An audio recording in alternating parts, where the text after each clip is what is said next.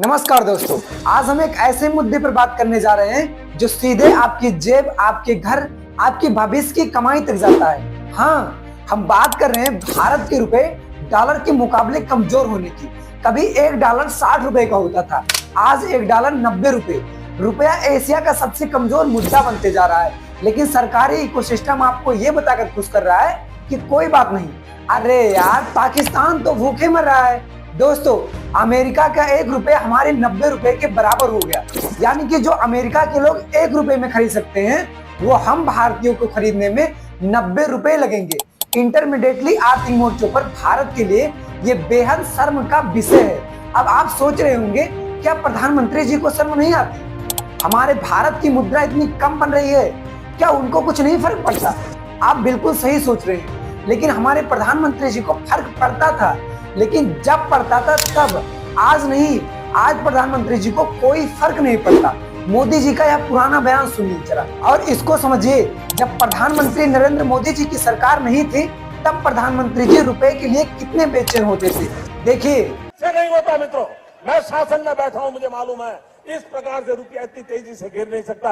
अरे ये नेपाल का रुपया नहीं गिरता है, बांग्लादेश की करेंसी नहीं गिरती है, पाकिस्तान की करेंसी नहीं गिरती, श्रीलंका की करेंसी नहीं गिरती।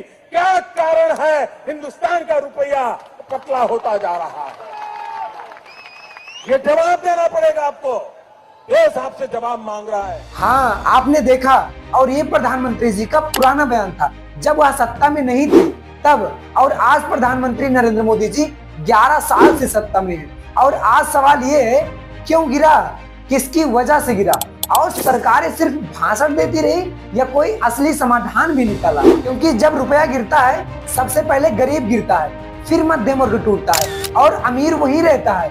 हम सीधे बात करते हैं, रुपया तब गिरता है जब देश में आयात ज्यादा, निर्यात कम होता है। हम बाहर से तेल, गैस, इलेक्ट्रॉनिक्स, दवाइयाँ खरीदते हैं डॉलर में।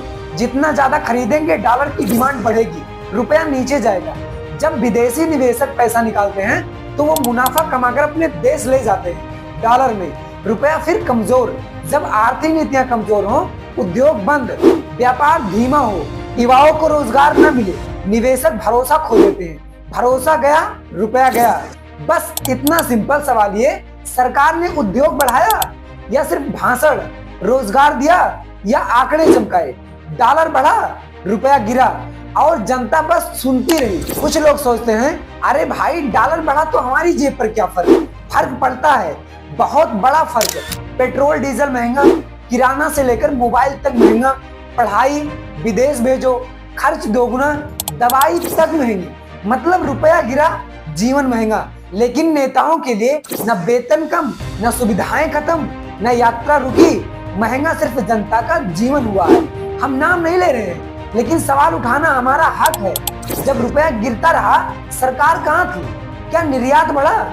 क्या उद्योग खोले गए? क्या किसान को बाजार मिला? क्या स्टार्टअप को राहत मिली? क्या युवाओं को रोजगार मिला? भाषण तेज रहे, लेकिन नीति, योजनाकार उतनी मजबूत नहीं दिखे। विदेश नीति पर फोटो शूट तो हुए, लेकिन डॉलर की उड़ान नहीं रुकी। रुपया गिरता रहा, रुपया गिरा क्योंकि आर्थिक विकास उम्मीद से धीमा, व्यापार घाटा बढ़ा, आयात पर निर्भरता भारी, मैन्युफैक्चरिंग कमजोर, डॉलर भंडार पर दबाव, महंगाई बेलगाम। अगर सरकार सही रणनीति बनाती, एमएसएमई को ताकत मिलती, मेड इन इंडिया सिर्फ नारा नहीं हकीकत बनता, युवाओं को स्किल और नौकरी मिलती, तकनीक, निर्यात, फैक्ट्री गति से बढ़ते, तो रुपया गिरने की जगह दुनिया रुपए में व्यापार करने के लिए मजबूर होती।